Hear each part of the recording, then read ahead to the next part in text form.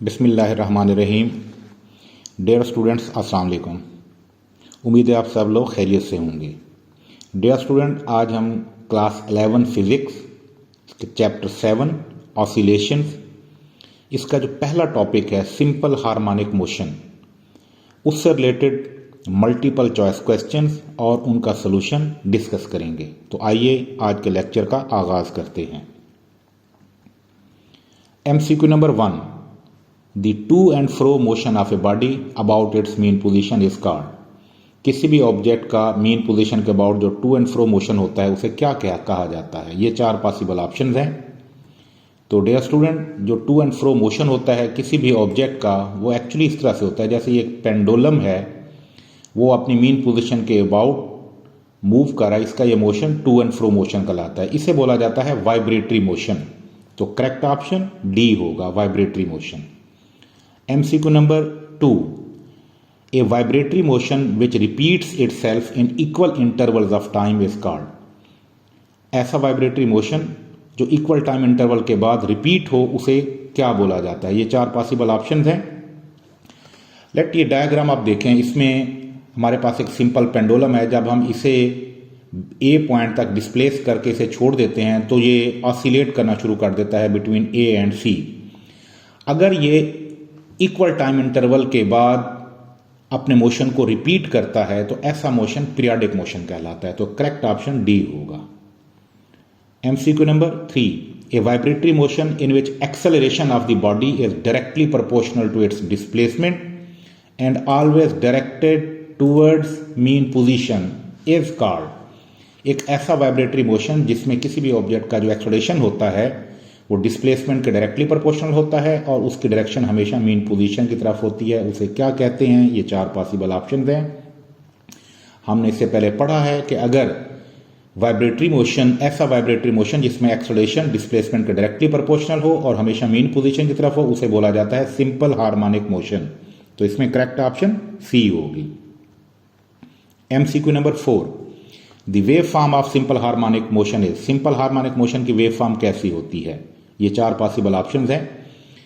Correct option mark करने से पहले आप ये वेव फॉर्म देख लें। देखें, ये एक्चुअली सिंपल हार्मोनिक मोशन के लिए वेव फॉर्म ड्रा की गई है बिटवीन टाइम एंड डिस्प्लेसमेंट। तो ये हमारे पास कर्व आई है, इस कर्व को बोला जाता है साइनोसाइडल कर्व या साइन कर्व, या इसे हम साइन वेव भी बोलते हैं। तो करेक्ट ऑप्शन इसमें ए होगी।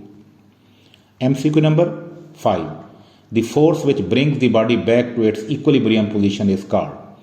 वो फोर्स जो किसी भी ऑब्जेक्ट को इक्विलिब्रियम पोजीशन की तरफ वापस लाती है उसे हम क्या बोलते हैं। ये 4 पॉसिबल ऑप्शन हैं। करेक्ट ऑप्शन मार्क करने से पहले ये डायग्राम देख लें।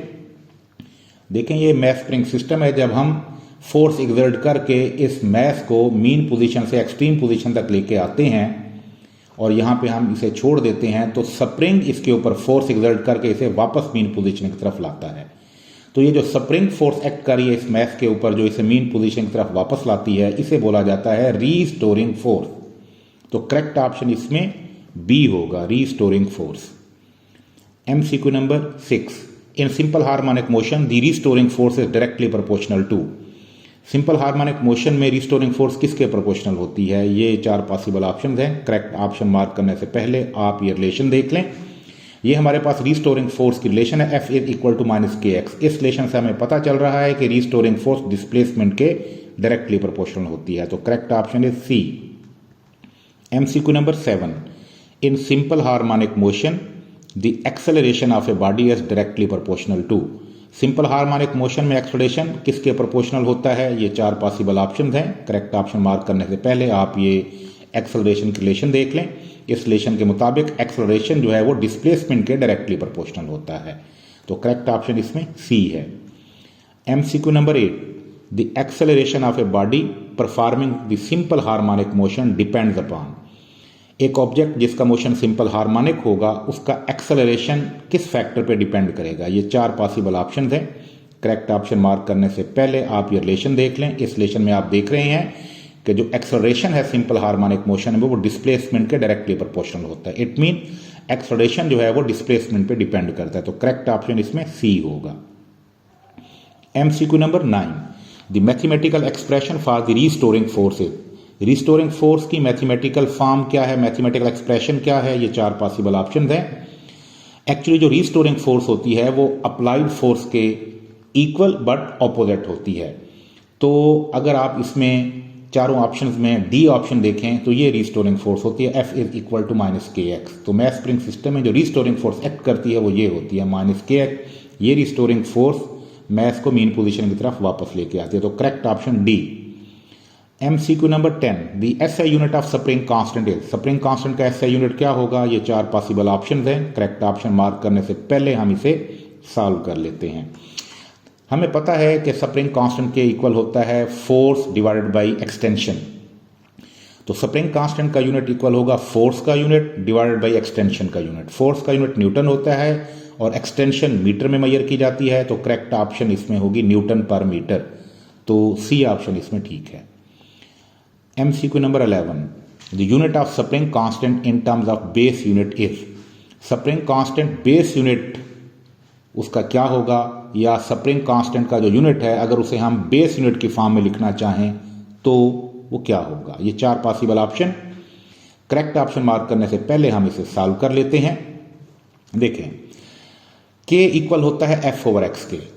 तो स्प्रिंग कांस्टेंट का यूनिट इक्वल होगा फोर्स का यूनिट डिवाइडेड बाय एक्सटेंशन का यूनिट। फोर्स न्यूटन में मेजर की जाती है और एक्सटेंशन मीटर में मेजर की जाती है, न्यूटन पर metre.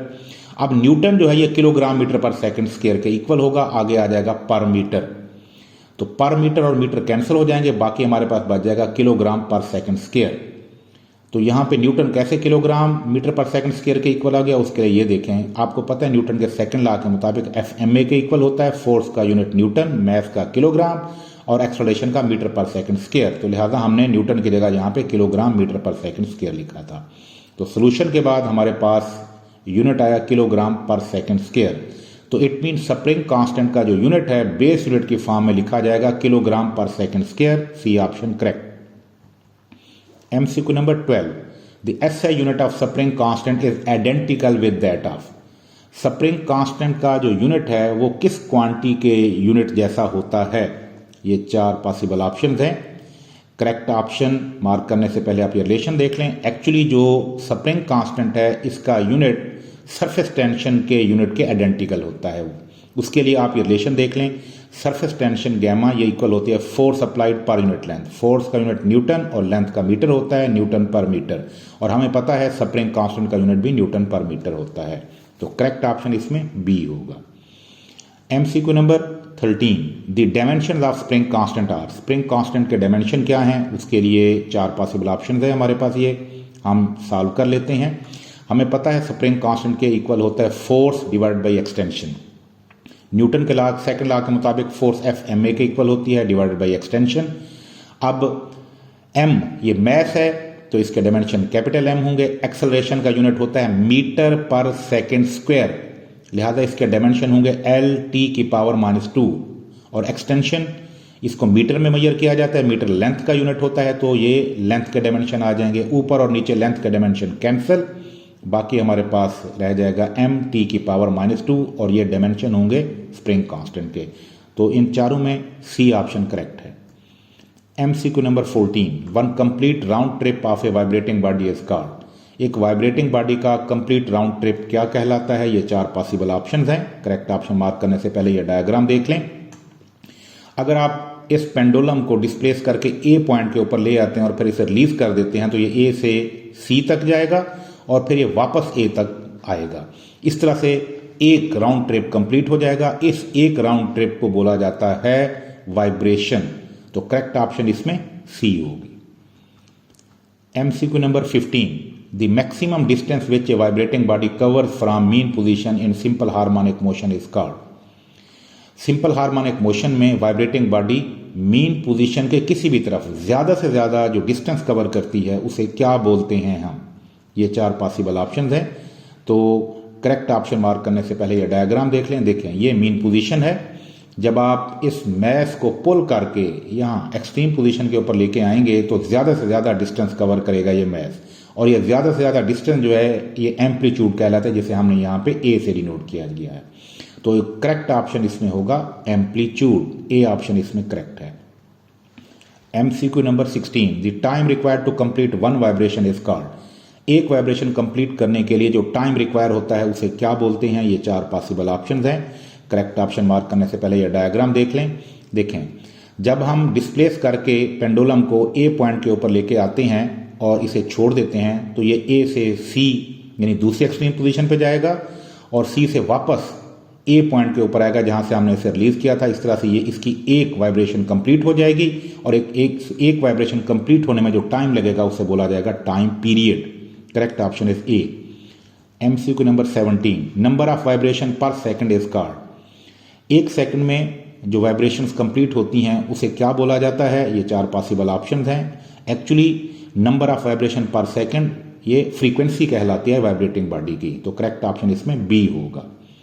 MCQ number 18, the relation between frequency and time period is. Frequency और टाइम पीरियड में क्या रिलेशन होती है? ये 4 पॉसिबल ऑप्शन हैं। करेक्ट ऑप्शन मार्क करने से पहले ये रिलेशन देख लें। हमें पता है कि फ्रीक्वेंसी और टाइम पीरियड एक दूसरे का रेसिप्रोकल होते हैं, लिहाजा हम फ्रीक्वेंसी को लिखते हैं 1/t। अगर t जो डिवाइड हो रहा है लेफ्ट साइड पे फ्रीक्वेंसी से मल्टीप्लाइड हो तो फ्रीक्वेंसी और टाइम पीरियड का प्रोडक्ट 1 के इक्वल होता है। तो अगर इन चारों ऑप्शंस को देखें तो करेक्ट ऑप्शन इसमें सी है। MCQ number 19, the product of frequency and time period is equal to. Frequency और टाइम पीरियड का प्रोडक्ट किसके इक्वल होता है? ये 4 पॉसिबल ऑप्शंस हैं। करेक्ट ऑप्शन मार्क करने से पहले हम ये रिलेशन देख लेते हैं। हमें पता है फ्रीक्वेंसी और टाइम पीरियड एक दूसरे का रेसिप्रोकल होते हैं, तो टाइम पीरियड को जब आप फ्रीक्वेंसी से मल्टीप्लाइड करेंगे तो इक्वल आ जाएगा इनका प्रोडक्ट 1 के, तो इसमें सी ऑप्शन करेक्ट है। MCQ number 20, the ratio of angular frequency and linear frequency is. Angular और लीनियर फ्रीक्वेंसी की रिलेशन किसके इक्वल होगी? ये 4 पॉसिबल ऑप्शन हैं। करेक्ट ऑप्शन मार्क करने से पहले हम सॉल्व कर लेते हैं। देखें, ऊपर हमने एंगुलर फ्रीक्वेंसी और नीचे हमने लीनियर फ्रीक्वेंसी लिखी है। अब एंगुलर फ्रीक्वेंसी 2πf के इक्वल होती है, लीनियर फ्रीक्वेंसी को f से डिनोट किया जाता है। ऊपर और नीचे f कैंसिल हो जाएगा तो इन दोनों की रेशियो इक्वल आएगी 2π के, तो इन चारों में बी ऑप्शन करेक्ट है। MCQ number 21, the SI unit of frequency is. Frequency का SI यूनिट क्या होता है? ये 4 पॉसिबल ऑप्शंस हैं। एक्चुअली जो फ्रीक्वेंसी होती है नंबर ऑफ वाइब्रेशन पर सेकंड, इसका यूनिट हर्ट्ज होता है, तो करेक्ट ऑप्शन इसमें सी होगा। MCQ number 22, which of the following quantity can be expressed in kilogram पर सेकंड स्क्वायर। ये जो 4 क्वांटिटीज हमें गिवन है इनमें से किस क्वांटिटी को किलोग्राम पर सेकंड स्क्वायर से एक्सप्रेस किया जाता है, या किलोग्राम पर सेकंड स्क्वायर इनमें से किस क्वांटिटी का यूनिट है? तो हम पहले भी प्रूव कर चुके हैं कि किलोग्राम पर second square actually spring constant का यूनिट होता है। वो आप यहाँ पे सॉल्व करके भी कंफर्म कर सकते हैं।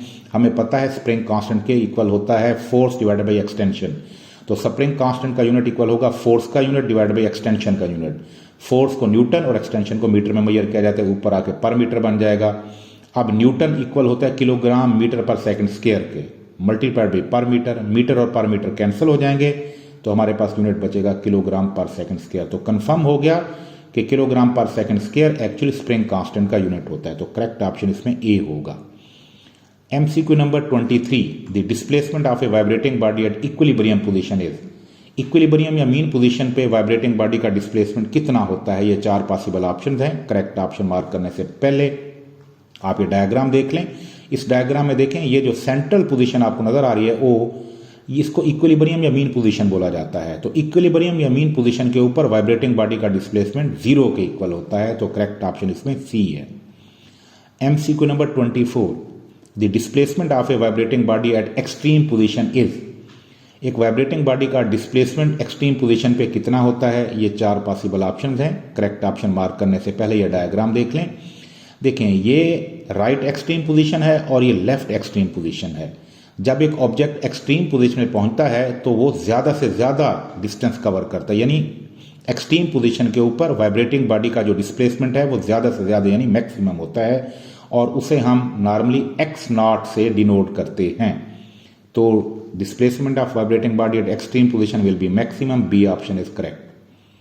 MCQ number 25, 10 centimeter extension is produced in a spring due to force of 20 Newton. The spring constant is.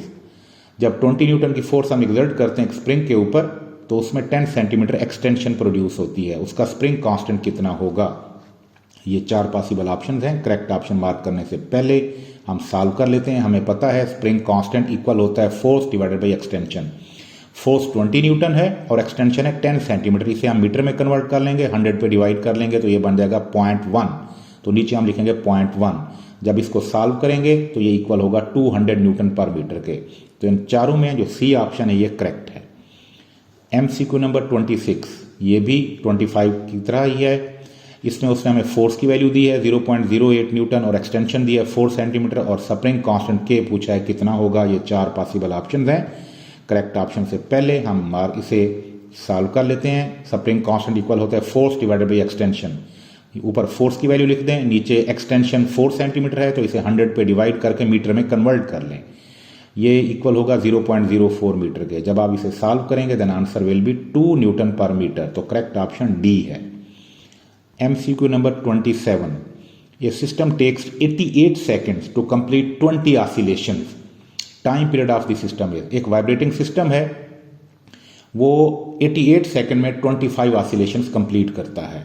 उसका टाइम पीरियड कितना होगा? ये 4 पॉसिबल ऑप्शन हैं। करेक्ट ऑप्शन मार्क करने से पहले हम सॉल्व कर लेते हैं। देखें, जब भी किसी वाइब्रेटिंग बॉडी का टाइम पीरियड हमने कैलकुलेट करना हो तो टोटल टाइम को टोटल नंबर ऑफ वाइब्रेशन या ऑसिलेशन पे डिवाइड कर दिया जाता है। टोटल टाइम 88 सेकेंड है और नंबर ऑफ वाइब्रेशन है 25। इनकी रेशियो आएगी 3.52 सेकेंड। तो वाइब्रेटिंग बॉडी का टाइम पीरियड होगा 3.52 सेकेंड। तो इसमें ए ऑप्शन ठीक है।